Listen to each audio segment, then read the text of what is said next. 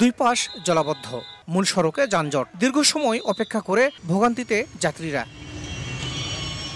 জয়পুরহাট শহরের 0 পয়েন্ট থেকে হারাইল মোড় পর্যন্ত 2.5 কিলোমিটার সড়ক 2 লেন থেকে 4 লেনে উন্নীত করার টেন্ডার প্রক্রিয়া শেষ হয় 2020 সালে। একটি প্রতিষ্ঠানকে ড্রেন নির্মাণ ও আরেকটি প্রতিষ্ঠানকে দায়িত্ব দেওয়া হয় সড়ক প্রশস্ত করার কাজ। অথচ 4 বছর পর গত জুনে প্রকল্পের মেয়াদ শেষ হলেও এখনো শুরুই হয়নি সড়ক প্রশস্তকরণের কাজ, আর ড্রেন নির্মাণের কাজও চলমান। এ কারণে সামান্য বৃষ্টিতে সৃষ্টি হচ্ছে জলাবদ্ধতা। এতে যানজটে নাকাল হচ্ছেন শহরবাসী। দুই পাশে এই রাস্তার ড্রেনেজ ব্যবস্থা কমপ্লিট হয় নাই, খুব দুর্ভোগ অবস্থা।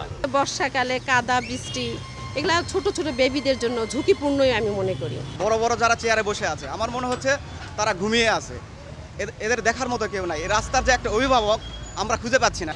লিংক রোডে যাওয়ার সময় বা লিংক রোড থেকে মেইন রোডে আসার সময় অনেক সময় রিক্সা টানায় তা উড়াতে হচ্ছে। এই কারণে তেল হচ্ছে, আমরা চেষ্টা করতেছি যানজট নিরসন করার জন্য।